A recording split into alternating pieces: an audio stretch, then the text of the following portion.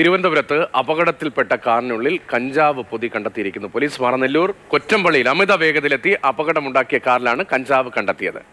മതിലിടിച്ചു തകർത്ത കാർ തലകീഴായി മറിയുകയായിരുന്നു. ഗൂഗിളാണ് വാർത്തയുടെ വിശദാംശങ്ങൾ നൽകാൻ ചേരുന്നത്.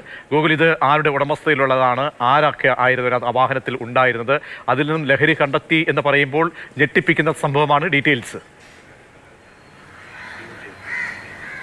തിരുവനന്തപുരം മാറനൂർ കൊറ്റമ്പള്ളിയിലാണ് ഇന്ന് പുലർച്ചയോടുകൂടി ഈ അപകടം ഉണ്ടാകുന്നത്. ഇതിൽ കാറിലുണ്ടായിരുന്നത് സൈനികനായ ഹിറോഷ് എന്ന് പറയുന്ന വ്യക്തിയാണ്.